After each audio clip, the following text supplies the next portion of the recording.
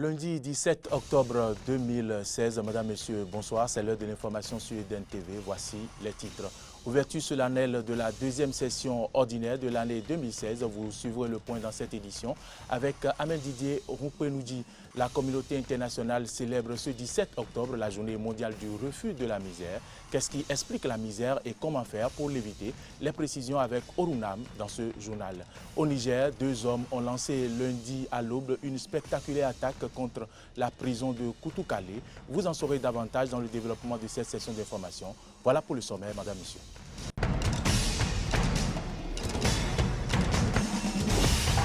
C'est un plaisir de vous retrouver ce soir. Bienvenue à toutes et à tous dans ce journal. Retour sur la célébration de la journée internationale de la canne blanche. C'était ce samedi, la canne blanche, symbole de la cécité et de la malvoyance. Elle permet aux personnes aveugles et malvoyantes de se déplacer, prévenant ainsi automobilistes et piétons de leur handicap. Plusieurs personnes handicapées visuelles se sont prononcées sur l'importance de cette journée ainsi que sur la place réservés aux malvoyants dans la société béninoise. Ils sont au micro de Helmut Komlanvi et Romaric Devauchy. Suivez plutôt. La canne blanche est née à partir des années 1839. Ainsi, on voulait identifier les personnes handicapées visuelles qui marchaient dans la rue ou qui s'adonnaient simplement à la mendicité. Et donc, pour les identifier, on a inventé d'abord un premier bâton et on ne l'a d'ailleurs pas inventé, c'était les matraques qu'utilisaient les policiers pour réguler la circulation qu'on avait juste pris. Et donc ces matraques n'avaient pas une couleur blanche. Mais après la Deuxième Guerre mondiale, la France a œuvré pour que la couleur blanche soit imposée puisque c'est elle surtout qui a réalisé des cannes en couleur blanche pour les personnes handicapées visuelles. Et donc, grâce à l'Union mondiale des aveugles, l'ONU a décrété donc une journée, les journées de 15 octobre, pour célébrer la canne blanche et célébrer les personnes handicapées visuelles. Et la première journée a eu lieu en 1964. C'est à partir des années 80 qu'on a commencé par constater l'émergence des personnes handicapées visuelles au Bénin. Et en 90, dans les années 93, on a commencé par célébrer la première journée de la canne blanche au Bénin. Et donc, c'est resté jusqu'à ce jour. Cette journée, c'est une journée qui nous amène à dire à la population, à la société, que même si on n'a pas les yeux du corps, qu'on peut vivre aisément comme tout le monde.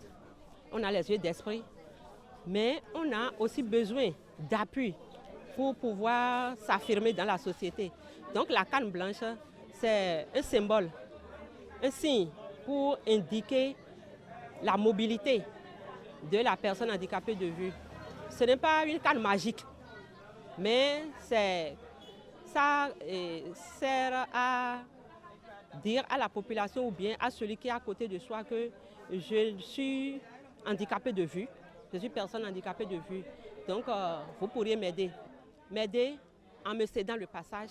C'est une occasion qui s'offre pour moi en tant que personne handicapée de la vue pour revendiquer mes droits.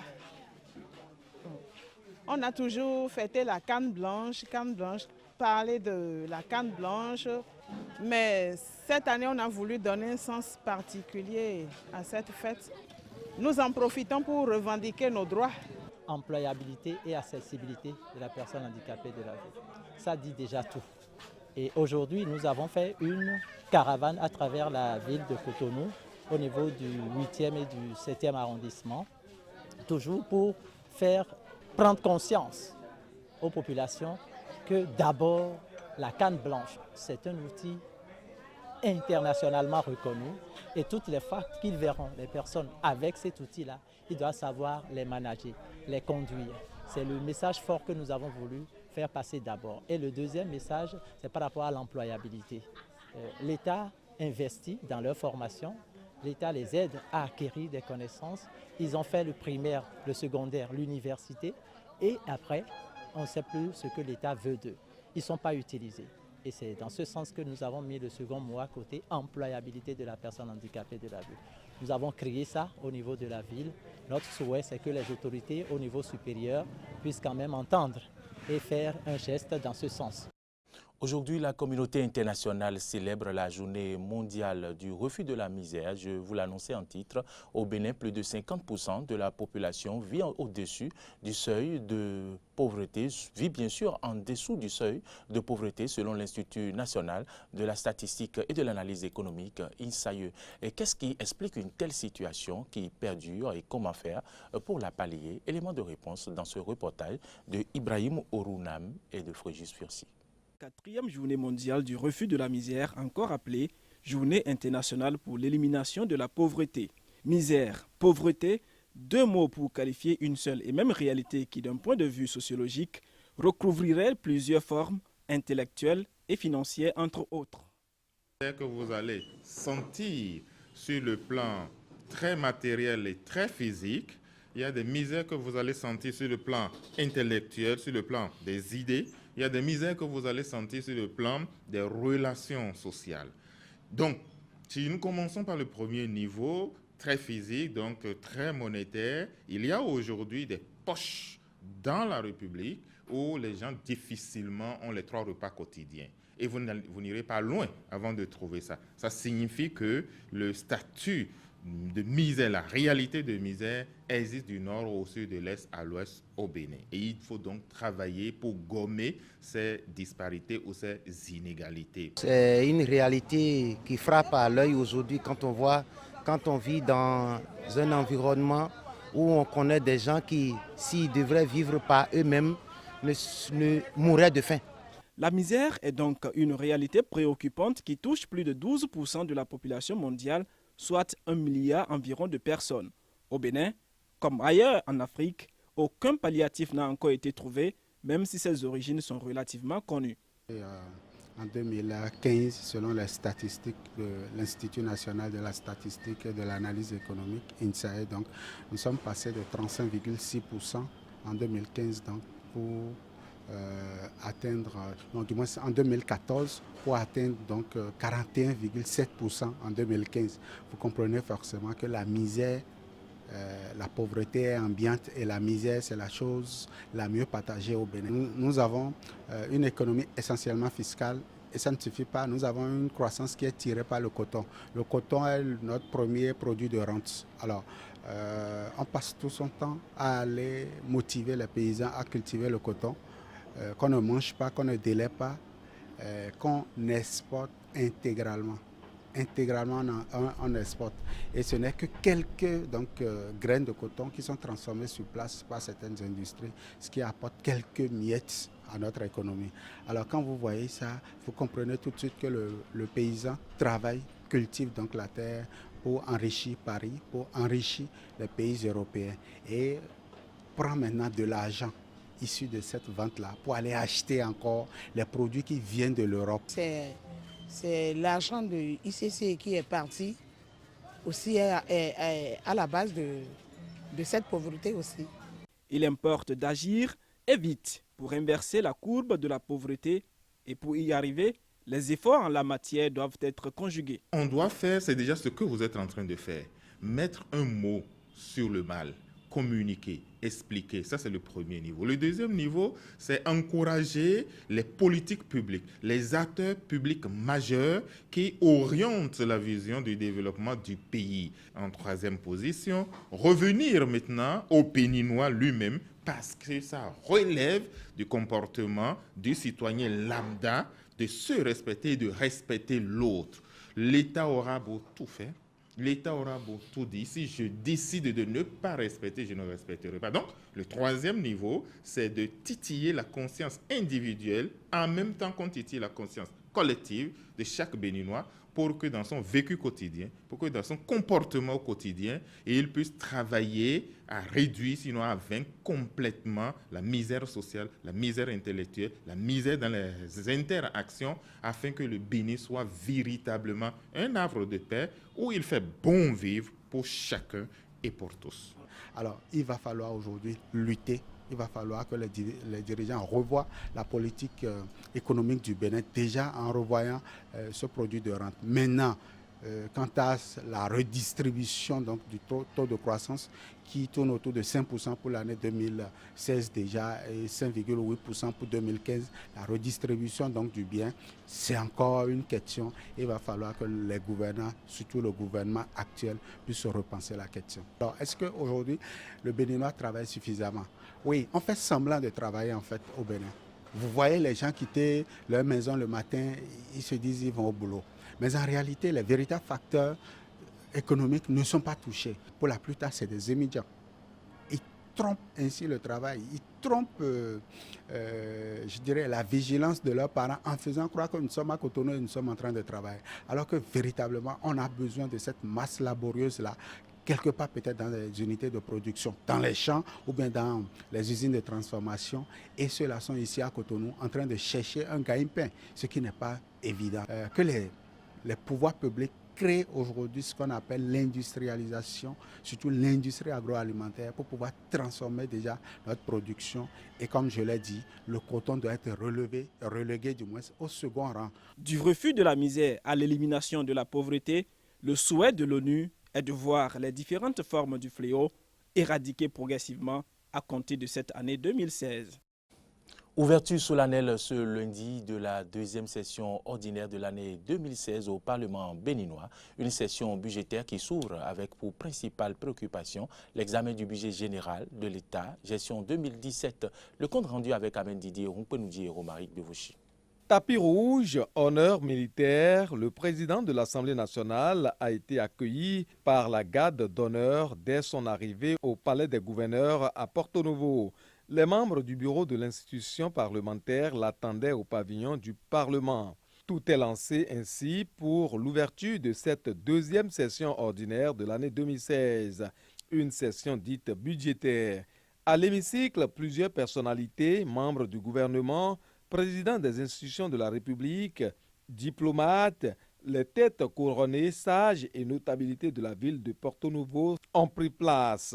Deux discours ont marqué cette cérémonie solennelle, celui du président de l'Assemblée nationale et de son hôte, le secrétaire général de l'Union interparlementaire, Martin Chougong. Maître Adrien Ombedji a salué le travail parlementaire fait sous cette 7e législature et mis l'accent sur la session qui s'ouvre et qui va être consacrée au budget général de l'État, gestion 2017.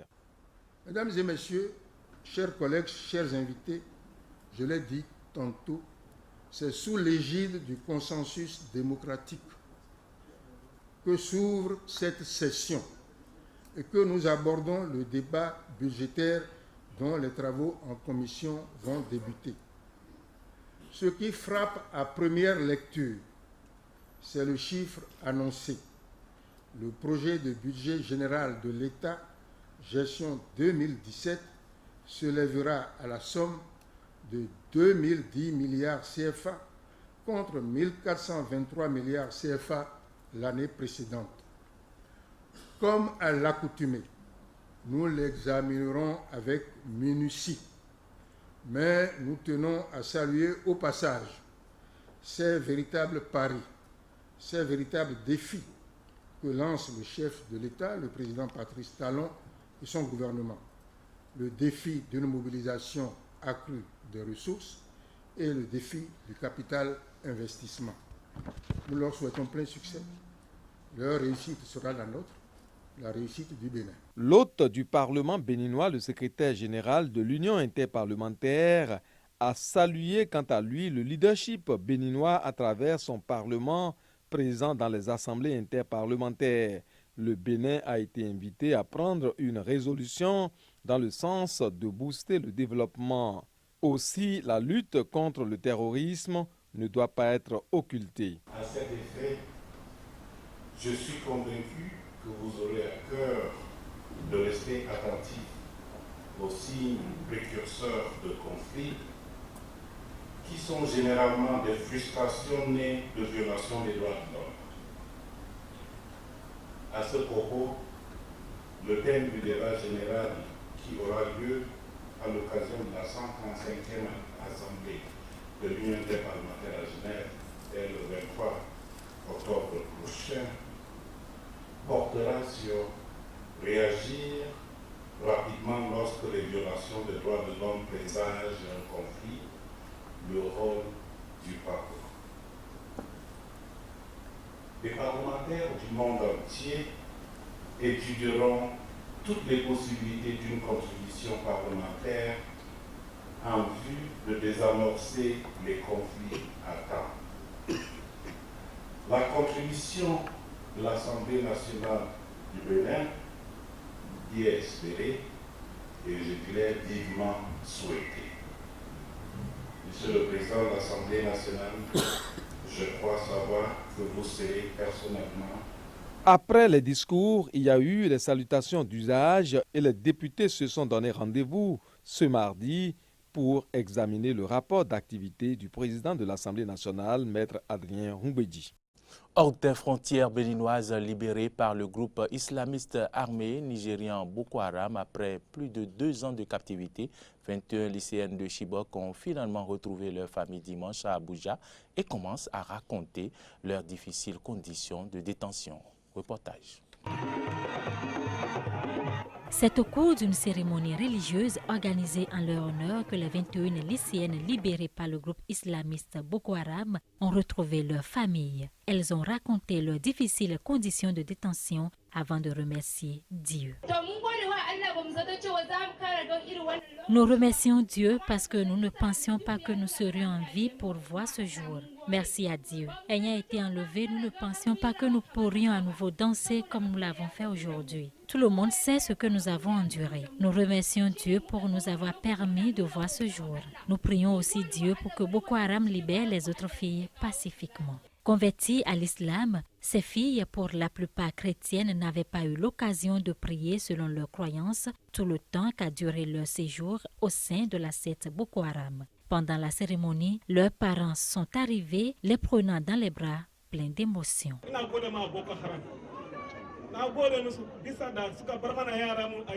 Il y a beaucoup d'analyses imprudentes, de commentaires réfléchis qui ne font pas avancer la situation. Nous avons encore plus de 120 autres enfants en captivité. Nous devons donc être prudents avec les commentaires que nous faisons. Nous ne devons pas faire de commentaires qui rendraient la vie de ces filles impossible. Selon des sources locales, les lycéennes ont été échangées contre 4 combattants de Boko Haram, mais le ministre nigérien de l'Information refute tout en bloc et lance un appel. There are many reckless analysts. Je remercie Boko Haram. Je remercie ces membres d'avoir gardé nos enfants en vie jusqu'à maintenant. Nous les supplions de libérer les autres filles qu'ils ont enlevées. Parce qu'il y a des personnes qui ne sont pas nos filles, mais qui ont été enlevées. Je veux qu'ils les libèrent maintenant afin qu'elles puissent retrouver leur famille.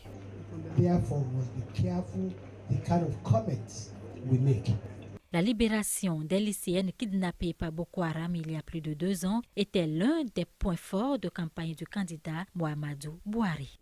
2 hommes ont lancé lundi à l'aube une spectaculaire attaque contre la prison de Koutoukale à 50 km au nord-ouest de Niamey, l'établissement pénitentiaire le mieux gardé du Niger où sont détenus de nombreux djihadistes avant d'être repoussés par les forces de sécurité. Lundi 17 octobre 2016, à l'aube, la prison de Koutoukale, située au nord-ouest du Niamey, capitale du Niger, est attaquée. Ce centre pénitentiaire est réputé être le plus sécurisé du pays. Et c'est là que sont détenus les éléments djihadistes du groupe sahélien, du groupe nigérien Boko Haram ou encore les malfrats les plus dangereux. Bilan provisoire de cette attaque, 1 mort dans le rang des assaillants et 2 blessés parmi les gardiens de la prison. Les terroristes n'ont pas pu accéder aux locaux de la prison en raison de la fusillade qui a éclaté avec les militaires qui étaient de permanence. Cet événement survient après l'enlèvement vendredi d'un travailleur humanitaire américain que les ravisseurs ont emmené au Mali. Le Burkina Faso a inauguré cette semaine une usine de lampes solaires avec l'ambition de transformer une ressource naturelle dont il jouit en abondance, les rayons du soleil en électricité, une énergie qui lui fait cruellement défaut. Reportage.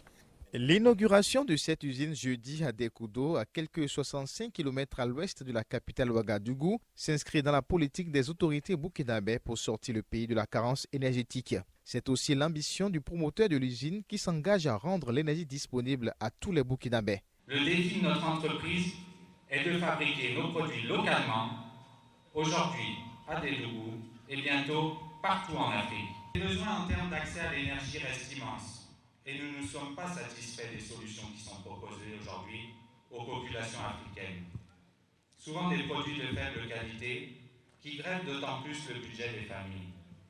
Un pays pauvre enclavé d'Afrique de l'Ouest, le Burkina Faso a le coût de kilowatt par heure le plus cher d'Afrique. L'électricité est une denrée rare, accessible à seulement 19% des 19 millions d'habitants. En milieu rural, la situation est encore pire. Seulement 3% de la population a le courant contre 59% en milieu urbain. Dans ces conditions, le renforcement de l'accès à l'énergie électrique devient une priorité, selon l'ambassadeur de la France au Burkina Faso.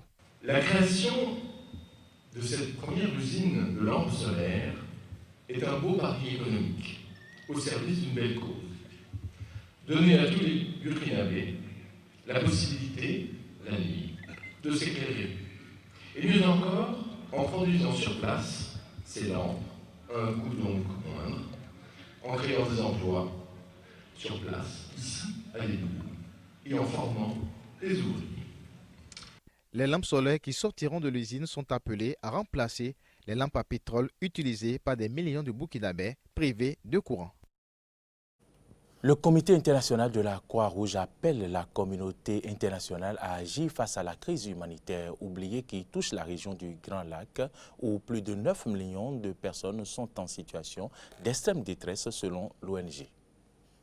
Cet enfant malnutri, presque mourant et d'autres également se trouvent dans cet état à cause de la crise humanitaire dans la région du lac Tchad. Cette situation est provoquée par l'insurrection du groupe djihadiste nigérien Boko Haram. Sans soutien des pays donateurs, cette région pourrait vivre la pire crise humanitaire que le monde ait connue. Plus de 9 millions de personnes ont désespérément besoin d'aide alimentaire afin d'être à l'abri de la famine. Bien que ce soit une des plus vastes opérations humanitaires du CICR dans le monde, c'est une crise oubliée quand les gens à l'extérieur du Niger ou à l'extérieur de la région du lac Tchad ne font pas attention comme il le faudrait à ce conflit et à ces personnes. Les Nations Unies ont lancé un appel de fonds de 739 millions de dollars, soit environ 3 milliards 700 millions pour soulager les peines de ces déplacés dus au conflit. Mais jusqu'à présent, seulement un quart des ressources financières a été mobilisé. La situation dans la région du lac Tchad est toujours catastrophique. La Chine est parvenue à placer sur orbite ce lundi 2 astronautes partis rejoindre son deuxième laboratoire spatial à près de 400 km d'altitude, a annoncé l'agence Chine Nouvelle. Les 2 astronautes doivent arriver sous 48 heures à bord du deuxième laboratoire spatial chinois Tiangong 2, un engin lancé le mois dernier dans le but d'ouvrir la voie au déplacement dans 6 ans d'une station habitée dans l'espace. Ils y passeront 30 jours avant de revenir sur Terre, selon Chine Nouvelle. Le président chinois Xi Jinping a adressé un message de félicitations à l'équipage. Des heurts ont eu lieu ce dimanche dans une prison de l'État de Roraima, dans le nord du Brésil. Plusieurs morts et des dégâts matériels sont à noter dans cette prison. Reportage. Au moins 25 détenus ont été tués dimanche au cours d'un affrontement entre factions rivales dans une prison dans le nord du Brésil. Parmi les détenus tués lors de ces heurts, 7 ont été décapités et 6 autres brûlés vifs, a déclaré un haut responsable des opérations spéciales de la police. Lors de ces affrontements, environ 100 parents de détenus avaient été pris en otage durant les horaires de visite des familles. Mais les forces spéciales de la police ont pu libérer ces personnes, en majorité des mères de détenus, et mater la révolte en fin de journée. Les mutineries et violences de cette envergure sont très fréquentes dans le système pénitentiaire du Brésil. Ceci est dû aux conditions de détention déplorables qui prévalent souvent dans ces établissements. Madame, Monsieur, c'est ici que se referme cette édition réalisée par Moïse Pativo. Chimène Claudia Dossou était à la prise de son. Fréjus Fiossi derrière les caméras dans ce studio. Merci de nous avoir suivis. Nos informations continuent sur les réseaux sociaux, Facebook, Twitter et sur notre site internet www.benin-eden.tv. Bonsoir.